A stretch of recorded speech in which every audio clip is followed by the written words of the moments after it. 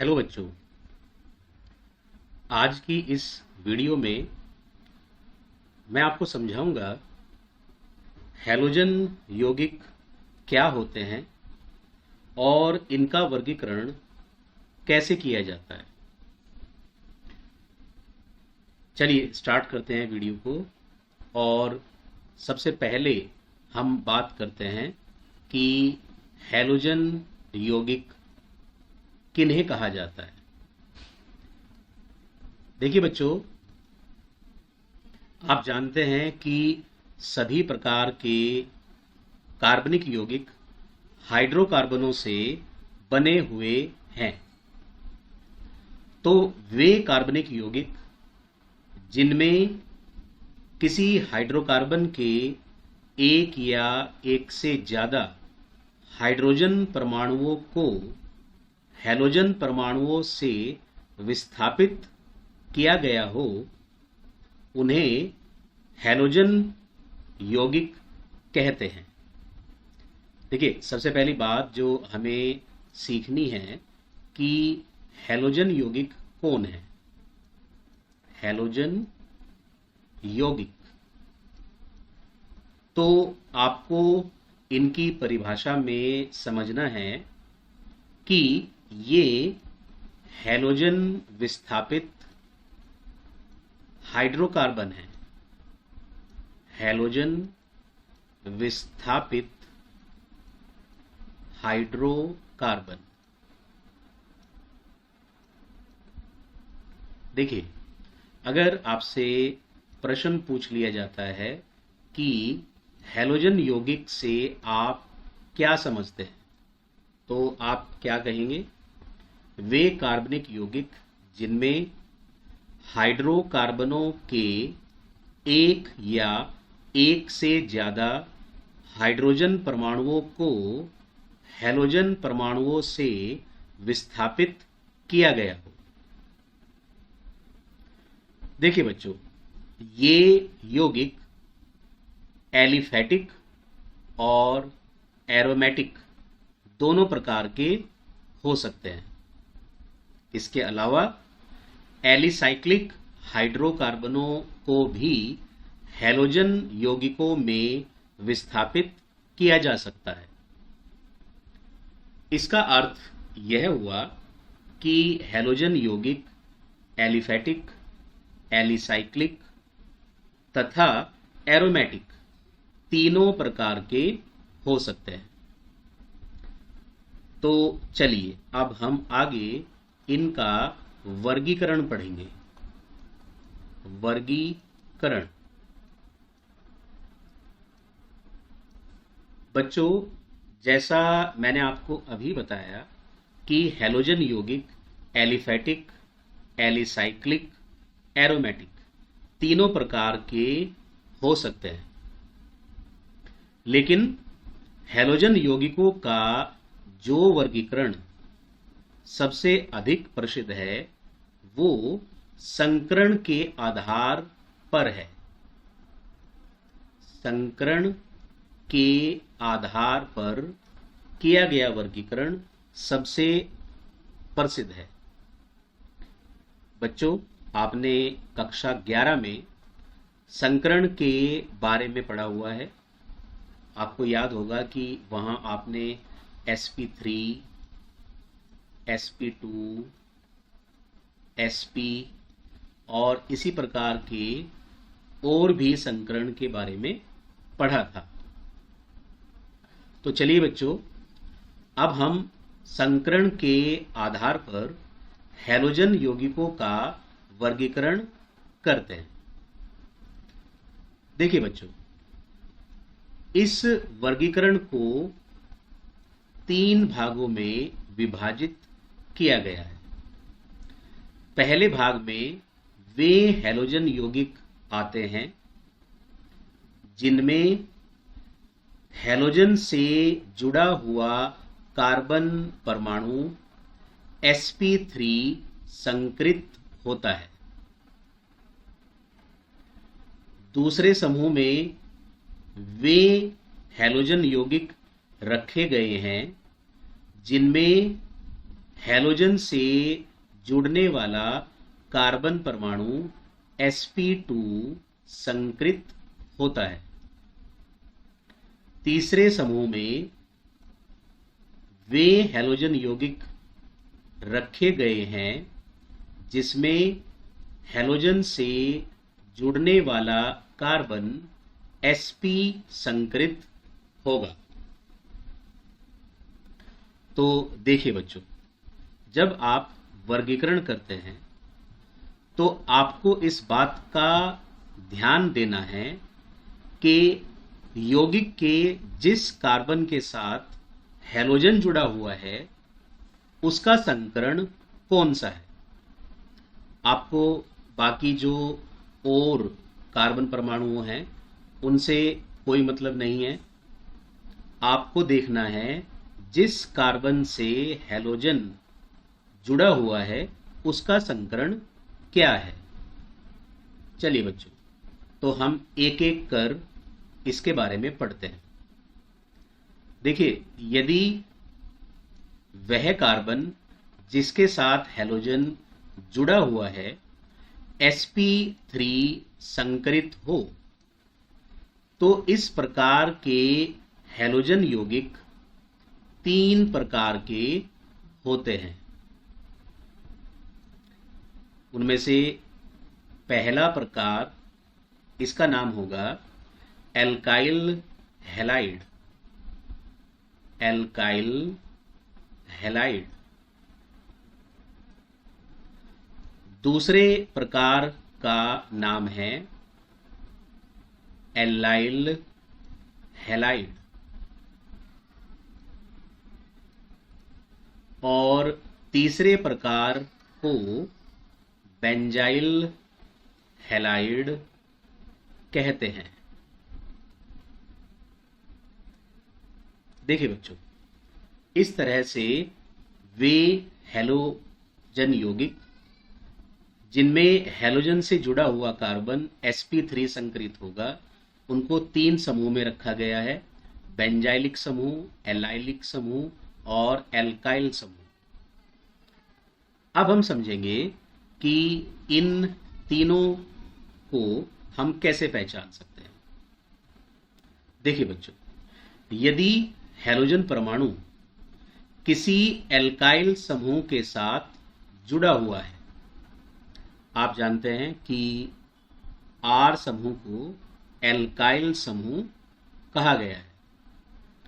तो यदि हैलोजन परमाणु किसी एल्काइल समूह के साथ जुड़ा हुआ है तो आप इसे कहेंगे एल्काइल हैलाइड। जैसे मैं आपको इसके उदाहरण दे देता हूं, जैसे CH3Cl। आप जानते हैं कि CH3 एक एल्काइल समूह है। C2H5Br या C3H7I।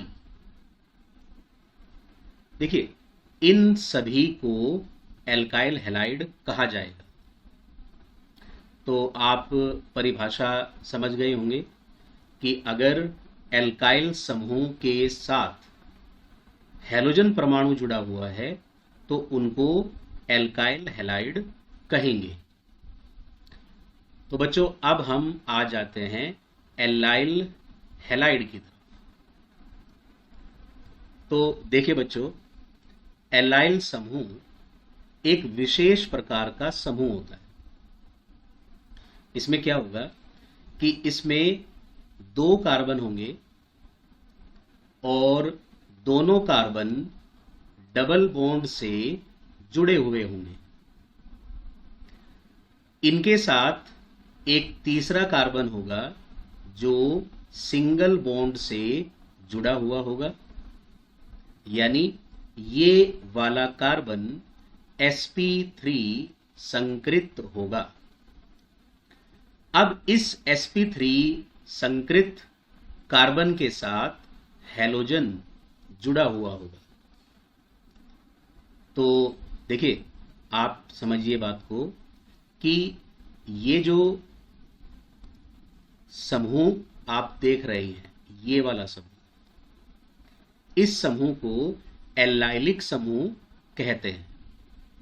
मैं आपको एक बार फिर बता देता हूं कि दो कार्बन डबल बॉन्ड से जुड़े होंगे, इनके साथ एक और कार्बन सिंगल बॉन्ड से जुड़ा होगा, अर्थात ये sp3 संकृत होगा, और इस sp3 संकृत कार्बन के साथ हैलोजन परमाणु जुड़ेगा। तो यदि इस तरह का हैलोजन यौगिक हमारे सामने आता है तो हम इसे कहेंगे एल्लाइलिक हैलाइड। अब हम बढ़ते हैं बेंजाइलिक हैलाइड की तरफ। देखिए बच्चों, इस प्रकार के हैलोजन यौगिक में बेंजीन नाभिक के साथ CH2 समूह जुड़ा हुआ होगा और इस CH2 समूह के साथ हैलोजन परमाणु जुड़ा हुआ मिलेगा। आप देख सकते हैं कि बेंजीन नाभिक और हैलोजन दोनों सीधे एक दूसरे से नहीं जुड़े हुए हैं, इनके बीच में एक CH2 समूह उपस्थित है। तो इस प्रकार के हैलोजन यौगिक को आप कहेंगे बेंजाइलिक हैलाइड। देखिए बच्चों, मैं आपको यहां एक बात और बता दूं कि यदि बेंजीन नाभिक के साथ CH2 की जगह CH जुड़ा हुआ है, जैसे ये, तो इसकी दो वैलेंसी फ्री होंगी, और यदि इन दोनों वैलेंसीज पर हैलोजन लगे हुए हैं तो आप इसको कहेंगे बेंजल हैलाइड। Benzal halide. देखिए, ये बेंजाइल हैलाइड से अलग है।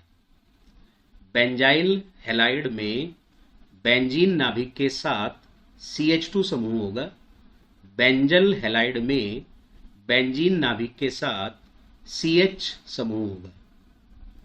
और यदि इसी प्रकार बेंजीन नाभिक के साथ केवल C समूह हो और इस कार्बन के पास हैलोजन लगे हुए हों, तो आप इसको कहेंगे बेंजो हैलाइड। Benzo halide. तो देखिए बच्चों, मैंने अब आपको समझा दिया कि benzyl halide, benzo halide, benzal halide तीनों अलग अलग होते हैं। देखिए, बेंजाइल में बेंजीन नाभिक के साथ CH2 होगा, बेंजल में बेंजीन नाभिक के साथ CH होगा, और बेंजो में बेंजीन नाभिक के साथ सिर्फ कार्बन होगा। तो देखिए बच्चों, मैंने आपको एल्काइल हैलाइड, एल्लाइलिक हैलाइड और बेंजाइल हैलाइड, इन तीनों के बारे में बता दिया। तो चलिए अब हम बात करेंगे कि यदि जिस कार्बन के साथ हैलोजन जुड़ा हुआ है, यदि वो sp2 संकृत हो, तो हैलोजन यौगिक कितने प्रकार के होंगे? देखिए बच्चों, यदि ऐसा होता है तो हैलोजन यौगिक दो प्रकार के होंगे। एक को आप कहेंगे विनाइल हैलाइड और दूसरे को आप कहेंगे एराइल हैलाइड। देखिए बच्चों, इस तरह से अगर हम इन दोनों को मिला लें तो हमने 5 तरह के या 7 तरह के एल्काइल हैलाइड पढ़ लिए। तो अब मैं आपको बताऊंगा कि विनाइल हैलाइड की पहचान क्या है।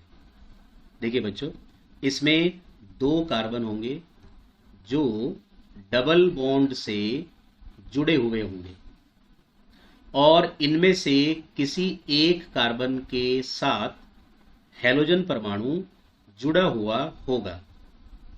तो इस प्रकार आप देख सकते हैं कि जिस कार्बन से हैलोजन परमाणु जुड़ा हुआ है वह sp2 हाइब्रिड है।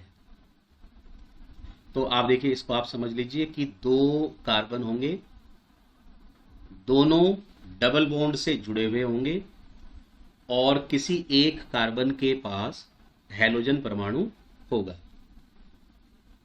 अब देखिए एराइल हैलाइड में क्या होता है। देखिए बच्चों, एराइल हैलाइड में हैलोजन परमाणु सीधा बेंजीन नाभिक के साथ जुड़ा हुआ होता है।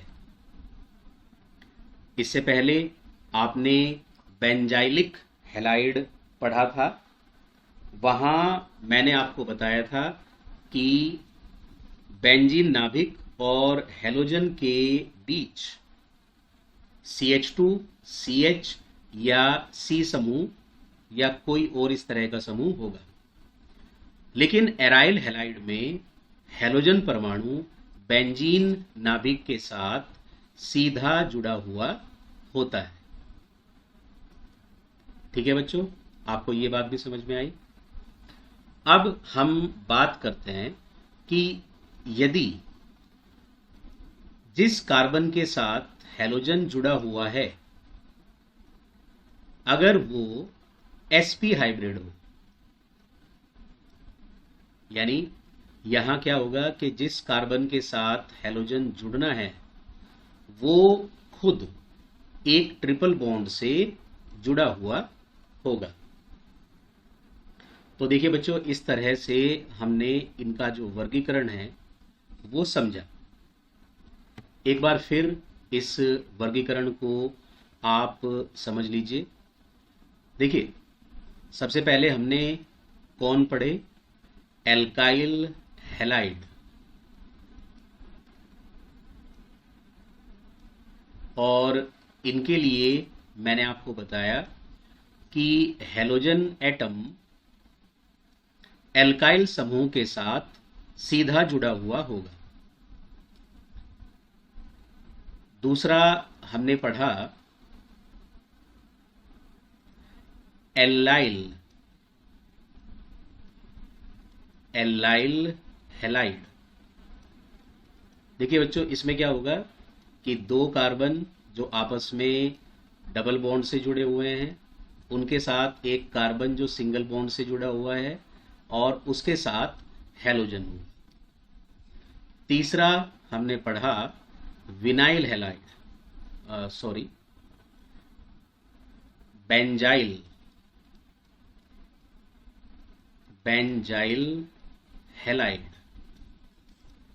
इसमें क्या होगा बच्चों कि बेंजीन नाभिक के साथ CH2 समूह होगा और उस CH2 समूह के साथ हैलोजन होगा। चौथा विनाइल हैलाइड। यहां दो कार्बन जो डबल बॉन्ड से जुड़े हुए हैं उनमें से एक कार्बन हैलोजन के साथ जुड़ा हुआ होगा।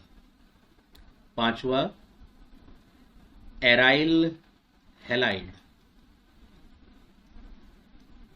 यहां बेंजीन नाभिक के साथ हैलोजन परमाणु सीधा जुड़ा हुआ होगा। तो देखिए बच्चों, मुख्य रूप से ये 5 तरह के एल्काइल हैलाइड हैं जो आपको याद होने चाहिए कि एल्काइल हैलाइड क्या होता है, एलाइल क्या होता है, बेंजाइल क्या होता है, विनाइल क्या होता है, एराइल क्या होता है। कभी कभी क्या होता है कि प्रश्न में आपसे ये पूछ लिया जाता है, जो बहुविकल्पीय प्रश्न है उनमें अक्सर आ जाता है, आपको 4 ऑप्शन दे दिए जाएंगे और उसमें से पूछ लिया जाएगा कि निम्नलिखित में से कौन विनाइल हैलाइड है या निम्नलिखित में से कौन एलाइल हैलाइड है। तो आंसर आप इसकी हेल्प से दे सकते हैं। अब हम थोड़ा सा आगे चलते हैं और अब हम पढ़ेंगे कि जो एल्काइल हैलाइड हैं, एल्काइल हैलाइड, इनको भी फर्दर वर्गीकृत किया गया है। आगे इनका भी एक वर्गीकरण किया गया है और ये वर्गीकरण इस बात पर आधारित है कि जिस कार्बन के साथ हैलोजन जुड़ा हुआ है, इस कार्बन की डिग्री क्या है, ये किस डिग्री का कार्बन है। देखिए बच्चों, आप जानते हैं कि डिग्री के आधार पर carbon 0 degree, 1 degree, 2 degree, 3 degree और 4 डिग्री होते हैं। मैं आपको एक बात समझा देता हूं। देखिए बच्चों, यदि कोई कार्बन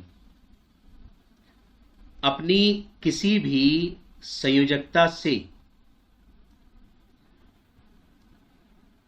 दूसरे कार्बन के साथ नहीं जुड़ा हुआ है, अर्थात यह कार्बन अकेला है, तो ऐसे कार्बन की डिग्री 0 डिग्री होगी। यदि किसी कार्बन की चारों संयोजकताओं के साथ एक भी कार्बन नहीं है तो वह 0 डिग्री का कार्बन होगा। और यदि किसी कार्बन की एक संयोजकता पर कार्बन लगा हुआ है, शेष पर नहीं, तो ऐसे कार्बन को आप 1 डिग्री कार्बन कहेंगे। इसी प्रकार यदि किसी कार्बन की 2 संयोजकताओं पर कार्बन लगे हुए हैं, शेष पर नहीं, तो ऐसे कार्बन को आप 2 डिग्री कार्बन कहेंगे। और यदि किसी कार्बन की 3 संयोजकताओं पर कार्बन लगे हुए हैं, एक पर नहीं, तो ऐसे कार्बन को आप 3 डिग्री कार्बन कहेंगे। तो अब आप समझ गए होंगे कि यदि चारों वैलेंसीज पर कार्बन लगे हुए हैं तो वो 4 डिग्री होगा। देखिए बच्चों, ये भी बात आपको ध्यान रखनी चाहिए कि 0 डिग्री कार्बन क्या होता है, 1 डिग्री कार्बन क्या होता है, 2 डिग्री कार्बन क्या होता है और 3 डिग्री कार्बन क्या होता है। अब बच्चों, इसी के आधार पर एल्काइल हैलाइडों को वर्गीकृत किया गया है। देखिए कैसे। अब यदि किसी 0 डिग्री कार्बन के साथ कोई हैलोजन परमाणु जुड़ा हुआ है तो आप इसको कहेंगे 0 डिग्री एल्काइल हैलाइड। यदि किसी 1 डिग्री कार्बन के साथ हैलोजन परमाणु जुड़ा हुआ है तो आप इसको कहेंगे 1 डिग्री एल्काइल हैलाइड या फिर प्राथमिक एल्काइल हैलाइड। ये प्राथमिक एल्काइल हैलाइड कहलाएंगे। यदि 2 डिग्री कार्बन के साथ हैलोजन जुड़ा हुआ है तो इसको 2 डिग्री एल्काइल हैलाइड कहेंगे या इसको द्वितीयक एल्काइल हैलाइड भी कहा जाता है। 2 डिग्री या फिर द्वितीयक। और यदि हैलोजन परमाणु 3 डिग्री कार्बन के साथ जुड़ा हुआ है तो आप इसको 3 डिग्री एल्काइल हैलाइड या तृतीयक एल्काइल हैलाइड कहेंगे। तो देखिए बच्चों, इस तरह से 1 डिग्री, 2 डिग्री और 3 डिग्री जो एल्काइल हैलाइड हैं उनको पहचान करना भी मैंने आपको समझा दिया। इंग्लिश में इसको प्राइमरी एल्काइल हैलाइड कहेंगे इसको सेकेंडरी और इसको टर्शरी। तो इस तरह से आज की इस वीडियो में हमने alkyl halide, allyl, vinyl, benzyl, aryl halide, इन सब के साथ हैलोजन यौगिकों का वर्गीकरण पढ़ा। अगली वीडियो में मैं आपको हैलोजन यौगिकों के नामकरण को समझाऊंगा। तब तक आप अच्छी तरह इस टॉपिक को समझ लीजिए ताकि आपको आगे